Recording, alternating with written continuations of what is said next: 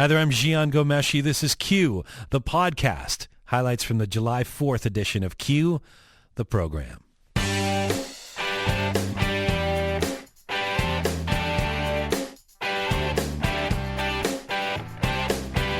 right, on your podcast today, Cory Doctorow.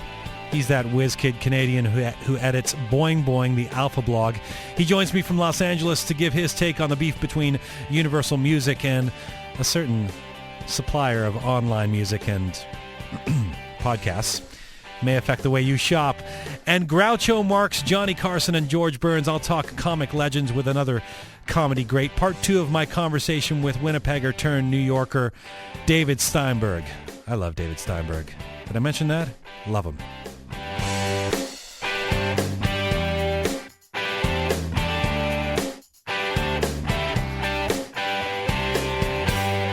All right. Well, Toronto native Cory Doctorow is doing big things south of the border. His blog, Boing Boing, gets more than 2 million hits a month. He writes about internet issues, copyright, and the music business, and he's also an award-winning science fiction author. I'm going to speak with Cory in a moment. But first, I want to remind you of something. As I told you yesterday here on Q, the world's largest music company, Universal Music Group, has decided not to renew its agreement to license its music to Apple's iTunes music store. This is all in flux right now. And to say that Apple and Universal are major players in the music industry is an understatement. Universal represents some of the biggest and best-selling acts on the planet. Bands like U2, The Killers, Shania Twain, Elton John, Jay-Z, Reba McEntire, and Apple's iPod and iTunes music store have virtually cornered the market on how digital music is bought and played. All of this raises interesting questions about what the future holds for the music business and what that means for artists and music fans. Will Universal pull all of its music from Apple? Well, for more on this, we go to Los Angeles, California, where Cory Doctorow is right now. Cory, nice to speak to you again. Nice to talk to you, too. So what is going on? Why is the world's biggest music group pulling away from the world's biggest online music store? Well, Steve Jobs did a remarkable thing when he convinced the record labels. Steve Jobs is the founder and CEO of Apple. When he convinced the record labels to sign up to sell their music through the iTunes store. And he did it really sneakily and cleverly. So when iTunes launched, it was just for Macintoshes, which at the time were only about 5% of the market. And he went to the labels and he said, look, I've got a new way of selling music. Everything's going to cost 99 cents. We'll sell it all through my store, so you won't have to go to a Universal Music store to buy Universal, and you won't have to go to a Warner store to buy Warner Music. And it's only 5% of the market, so what's the worst thing that could happen, really? I mean, we can maybe prove something good, and then if it doesn't work out, it doesn't work out, but you'll still have the Windows market, 95% of the field. And so they signed up. It worked out. It worked out. Right. So, yeah, and they signed up, and then he comes along and he makes a Windows version. And he goes back to them, and he basically says, how are you going to keep showing up in Congress and saying, oh, my God, piracy is destroying our industry. Please, you must allow us to sue 20,000 more Americans so that we can continue to stay in business. How are you going to do that with a straight face if you don't license music to us for Windows, if you pull your licenses from the only successful digital music store that anyone's managed to field with your music in it? And so they signed up for it. But they were kind of hoist on their own petard. So the record labels require that everyone who sells digital music put locks on it to keep it from being copied. Right. Now, these locks, as a technical matter, they don't work at all. There's a company called Big Champagne that monitors the peer-to-peer networks where people download music without paying for it, and they say that the mean time between a song being released on iTunes with their locks on it and that same song migrating onto the peer-to-peer networks, having had the locks broken off of it, is 180 seconds. So these locks are really ineffectual, but as an article of faith, the record labels require them on all the music that they release. Now, in America, it's against the law to break these locks since 1998 under a law called the Digital Millennium Copyright Act. So hang on a second. Just to clarify, so the locks on the music required by the major labels, what's the intent of those exactly? To make sure that people don't share the music for free? Well, I guess you have to ask yourself, what's the intent that they say they have and what's the intent that they actually end up having? So they claim that this is about stopping people from sharing music for free. When you actually dig into it, what you find is that the way that these locks are most often used is to sell individual uses in ever finer slices. So, it used to be that if you bought a CD, you could rip it and then put it on your iPod and make ringtones out of it and stream it to your computer, from your computer to your TV or your stereo, and share it with a friend and back it up. So what they want to be able to do the good is old sell days you, when you could do that. In the that's old right, days. yeah. Right. And so what they want to do is they want to sell you each of those uses piecemeal. I call it the urinary tract infection business model, right? It used to be that all these uses just flowed in a torrent, no fuss, no muss, no pain. And now every one of them comes in like a painful drip. Do you want to listen to this music on 7 computers? Why, that's the 7-computer upgrade. Do you want to have a pause button that works? That's the pause button upgrade. So I think that that's what it's really about, because it clearly isn't about stopping people from copying it, because it's not working, right? And it's never worked. Teenagers break anti-copying technology for breakfast. Okay, but hang on a second. So a lot of this, though, is about the major labels, and I guess at the top of them, Universal Music Group, wanting to retain or maintain some control, as they have in the past, over how music is distributed and to make sure that they can still monetize it. Is that right? Well, no, this is not about having the control that they had in the past. The control they had in the past is they sold you a record, you owned it, you could sell it used, you could give it away, you could rip it, you could do whatever. This is about having an unprecedented new level of control. So, there's no used record store for iTunes. Right? There's no loaning an iTunes. When you're done with an iTunes, you can't donate it to your school's rummage sale. When you, all of this anti-copying stuff is actually about asserting a right to control the way that you use the goods that you acquire in unprecedented ways. And so what they say is that... So if Universal wants that, why are they trying to pull away from iTunes then? Okay, so this is where it gets really interesting. So it's against the law to break these locks, and it's against the law for anyone to break these locks. It's against the law for Universal to break these locks in America. So once Apple puts the lock on, no one can take the lock off except Apple legally. So if you want to make a player that plays the music that you buy in the iTunes store, you have to buy the keys to unlock the music from Apple. Even though technologically it's not hard to do it, it's illegal. What this means is that Universal can't go to one of Apple's competitors and say, okay, we're taking our licenses away from Apple. We're going to give them to you because you're going to give us a better deal than Apple does. You'll give us more money or more flexibility or whatever. And then say to the customers who bought Universal Music through the iTunes Store, take your music and convert them to this new file format for this new vendor that we've just authorized.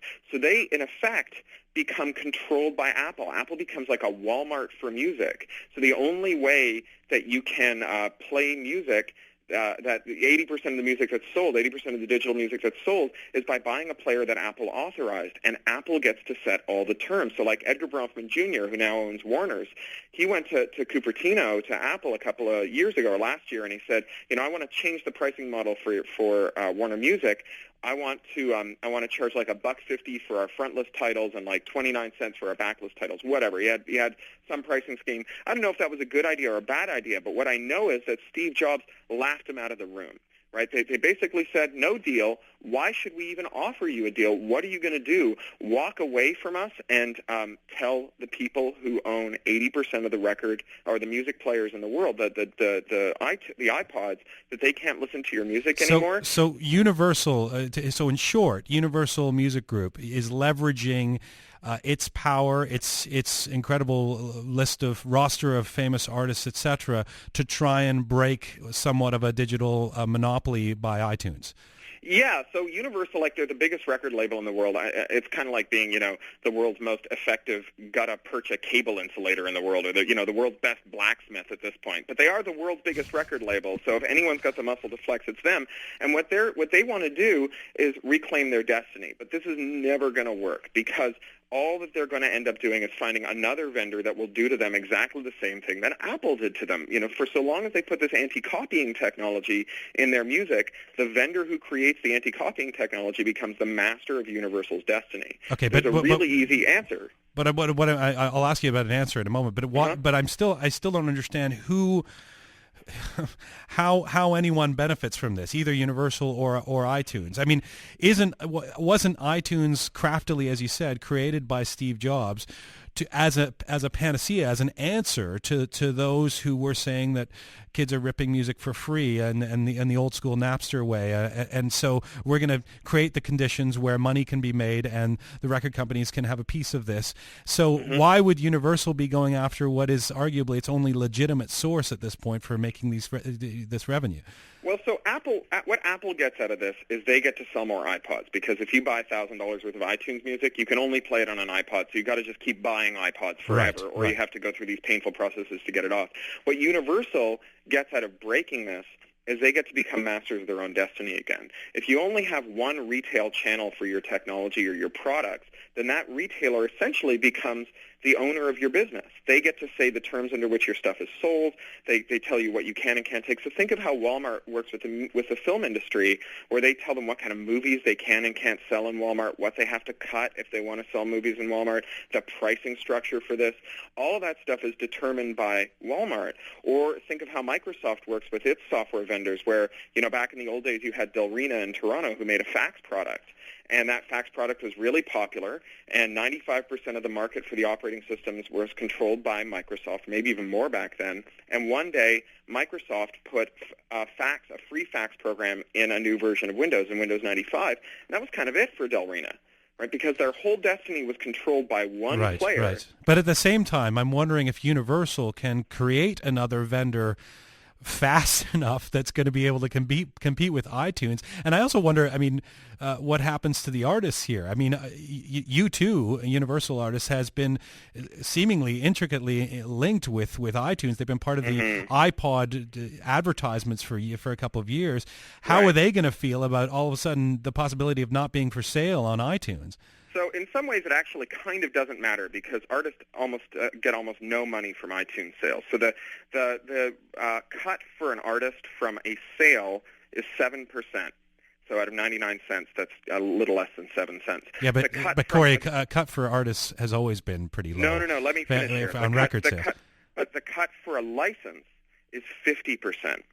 And when the labels sell you this music, they say that the reason that you don't acquire the right to sell it on or loan it and so on is because they're not really selling it to you. They're only licensing it to you. Now, if that's really only a license, then the artist should get 50 cents or 49.5 cents for every 99-cent track you get. But the labels, in a classic example of sleazy bookkeeping, shaft the artists and tell the artists that this is a sale, and so they're only owed a little less than 7 cents for this. So it's not the traditional, we're boning you with a 7% royalty. It's a brand new, brave, digital 7% boning with a royalty. Okay. Well, look, there's a lot of places to go with this conversation. We only have a couple minutes left. What do you think is going to happen here?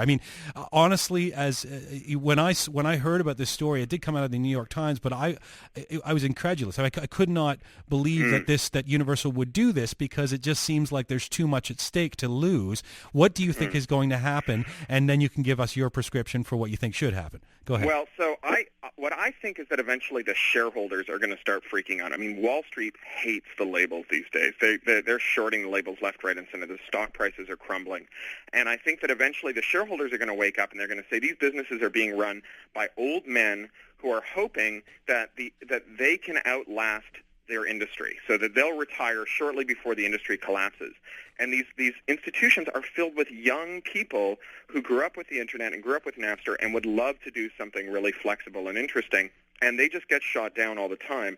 And I think that eventually the shareholders are going to walk in and they're going to take these senior execs, like at Universal, there are these people like Larry Kenswell who calls any kind of blanket licensing for music communism and stuff. And they're just going to take these people and clean house, maybe give them a golden parachute, then take the young, smart people like Ethan Kaplan at Warner Music, who's this really smart kid who's 30 years old, 27 years old, and move them up the ladder. I think that's the only way that this stuff is going to work. Is Universal going to part from iTunes?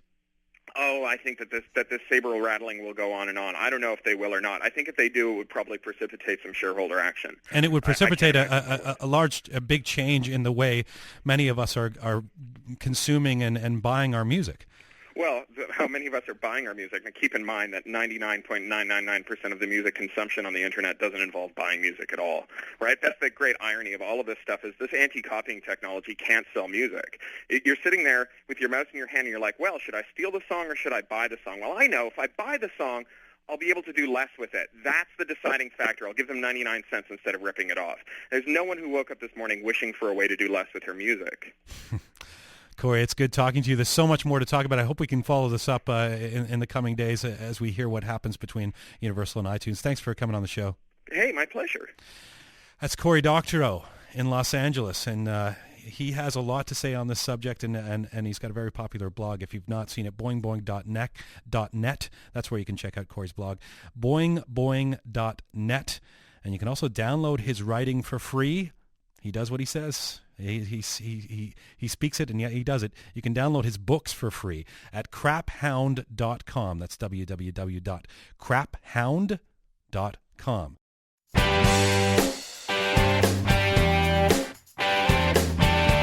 This is Q, the podcast. We're on CBC Radio 1 twice each weekday after local and regional noon programs, and again at 10 p.m., 10:30 in Newfoundland. All right. Well, yesterday, in the first part of my interview with Canadian comedy whiz kid David Steinberg, and I'm not being facetious when I say whiz kid, by the way, at 64, he has his own cable talk show in the U.S. and directs episodes of Curb Your Enthusiasm. He's still as relevant as ever. Anyway, yesterday he compared his relationship with God to that of Dean Martin and Jerry Lewis, and I think he said that God was the crooning cool one. Steinberg talks a lot about God these days since the release of his memoir, The Book of David. Well, today, in the second part of my interview with him, he was in here last week in Studio Q, we talk about his 140 guest spots, 140 times on Johnny Carson's Tonight Show. Guest appearances like this one. Tons of stories about Groucho because I was writing something for him, a play as a matter of fact. And those stories are incredible because Groucho was just so fast. You know? I was sitting with him in the Brown Derby once, and a priest came up. And the priest saw me first, which is a dangerous thing when you were with Groucho. You know, right. The last thing I wanted was a priest to even know who I was. When I was with Groucho. And Groucho was eating his soup. The priest looked at me and brought his eyes over to Groucho, and he truly was in awe of Groucho. He said, Mr. Marx, I wanted to thank you for bringing so much joy into the world. Groucho didn't even look up. He said, and I want to thank you for taking so much out. That's David Steinberg. Back then, Steinberg had a weekly lunch date with Groucho, George Burns, and Jack Benny. We'll get to that later. But first, here's David Steinberg, part 2 of the interview, and here's Johnny. I have to ask you about Johnny Carson. And one of the greatest things about the new millennium, as far as I'm concerned, is that I can go on YouTube or partly on your website as well and watch you and Johnny Carson make your magic together. You were on the show 140 times. You guest hosted more than anybody else. Why did Johnny Carson pick you to become his preferred stand-in on the Tonight Show in your opinion? It wasn't. I was actually I guested 140 times. As a guest host, I did it a lot. I started guest hosting with him. It was amazing. In my second appearance, I was maybe 26 years old. The show was maybe 3 years old at the Tonight Show, and he said, I'm going to take a vacation next week. Do you want to host the show? I'll tell you how arrogant I was. I said sure, like I could. Like I had ever done this before. And I hosted the show with Louis Armstrong was a guest and Cassius Clay, and I sat there like I belonged with these incredible icons. But the connection with Carson and I was instant. We liked each other. He mentored me, no question about it. But basically he let me go. He gave me an op-ed page almost every 6 or 7 weeks of my entire career. And you were doing improv, a lot of what you were doing? Yes. I mean, that'd be unheard of today. Well, I would go on Leno and just do improv. Right? Yes, I would plan it out. At first, I did stand-up with him. Then I sat down immediately. And then I said to him, let me do something with you. Let me not, when you do The Tonight Show or Letterman, or even to this day, you get coordinated. And the guest whoever it is, Mike Myers, whoever is talking, you talk to another person in the afternoon, and you work out the stories, and they work out the questions that Letterman's going to ask. Sure. And so in a way, it's still... He gives you the cues. The cues. He has to know what your outline is, your inline is. And when I hosted the show early on, I realized if I was looking at the next question, I couldn't hear what Louis Armstrong was saying. I couldn't understand what he said anyway, but I couldn't hear what he was saying because I'm looking at the next question. So I said, it's got to be the same for Johnny. So I said, let me just give you a subject. Let's say the New York Knicks, at that time I was single, and dating. And I just want... It's already funny. Yeah, so I'd say, So I'd say, I've got material, I've got ideas about this.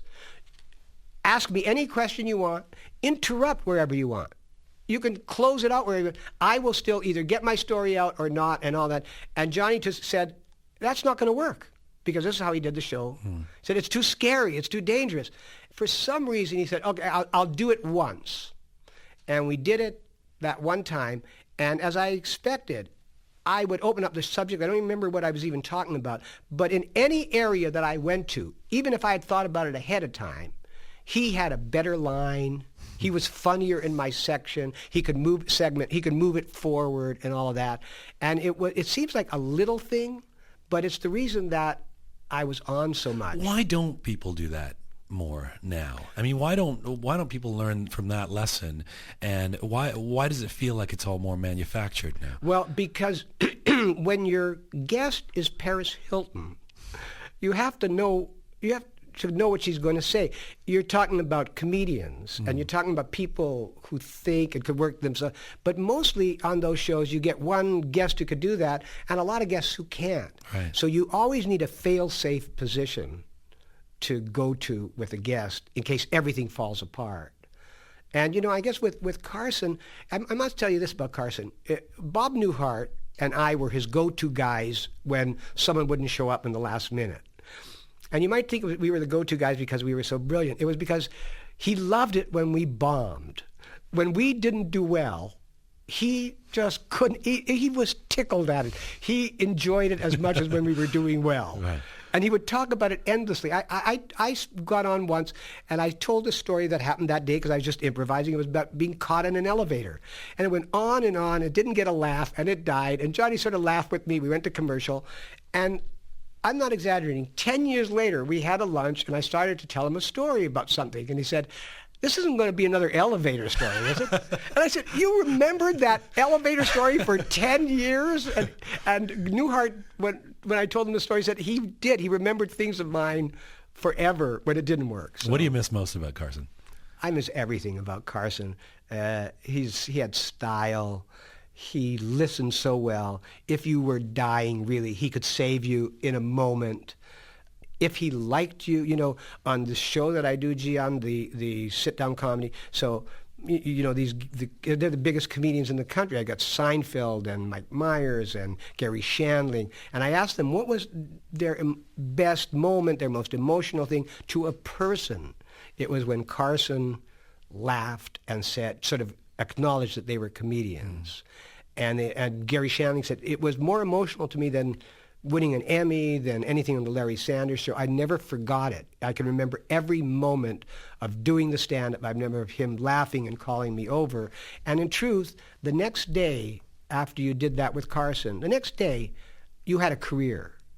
Now with Leno, Letterman, Jon Stewart, all good in their own way and all that, they don't ordain the culture. You, yeah. Carson said... Although Oprah will break you if you have a book. Oprah. And you have a book. If only I had written a little more about women and how much I respect them and love them. You don't think you'll get on Oprah with this book? I don't think the approach to God is Oprah's kind of thing. I should let people know that you're listening to Q. I'm Gian Gomeshi on CBC Radio 1, Sirius 137. I'm speaking to the great David Steinberg, who has his memoir entitled The Book of David has just been published.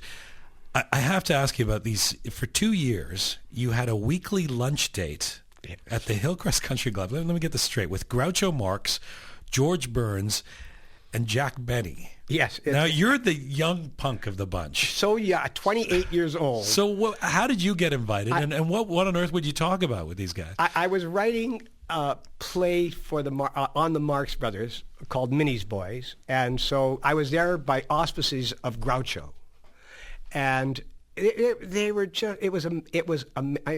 all of a sudden I'm sitting there with the Mount Rushmore of comedy, and they were so used to each other. You know, comedy people don't always laugh when you're funny. They say, "Oh, that's funny." You know, a lot of times someone would say something that was unbelievable. I'd be laughing so hard, and you'd hear George say, "Yeah, that's funny." And that was a great, that means I'm laughing inside as loud as I possibly can. And their dynamic was really interesting. George Burns was the funniest person. He was always funny. But Groucho, you say something to Groucho, you'd get the wittiest comment back imaginable. But Burns was always funny. And Benny was, everything that Burns said, everything that he said made him laugh. He could say, "Pass the herring," and Benny would just laugh like crazy.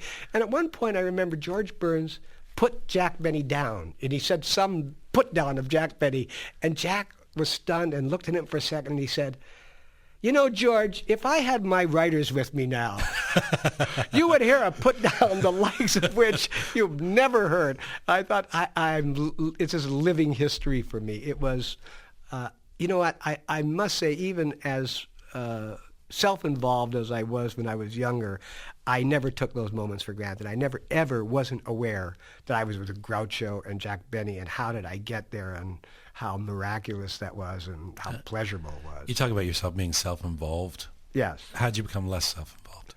Well, kids will make you less self-involved. I had kids, and that alone will do it. It changes you. And about the same time that I had the kids, I started to shift out of stand-up comedy into directing, because I sort of started directing when I was at the top of my comedy career. I was being offered to star in sitcoms. It didn't appeal to me because I didn't like acting. I sort of liked, as long as Johnny was there, I felt I had someplace that I could go. But to continue to be a presence as a celebrity comedian, I always felt I was sort of, you had to blow yourself up almost like a Thanksgiving Day balloon, you know, to make this big David Steinberg loom around the country. And I thought, I think I should shift my focus in some way. I mean, being on the road is as debilitating as it is for rock stars and anyone that you talk to. And I just said, it's not worth it. It's not worth it for me. It's not a good life. So that was sort of the reason. I want to come full circle and come back to the Book of David before I wrap with you.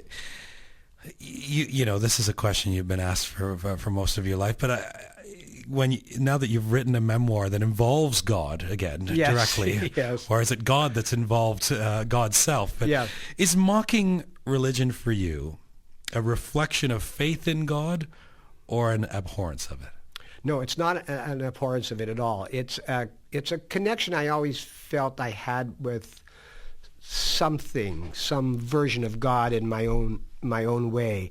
I always liked the rituals of Judaism. I still do.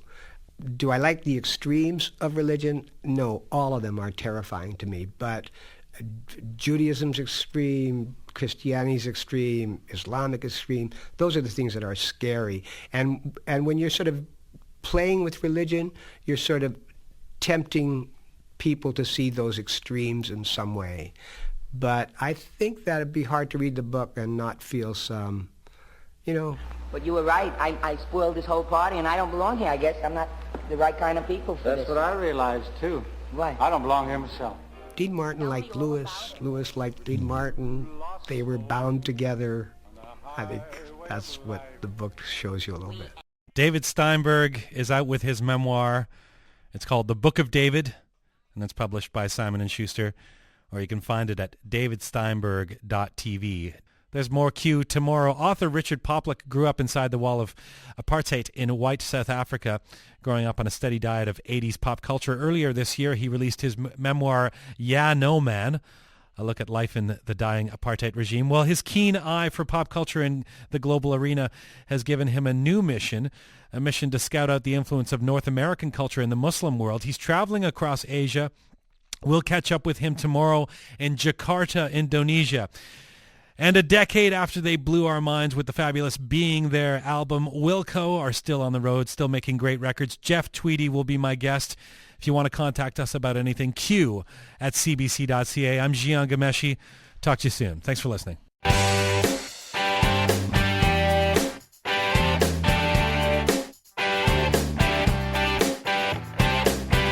You've been listening to Q, the podcast, and you can catch Q, the program, weekdays on CBC Radio and several times a day on Sirius 137.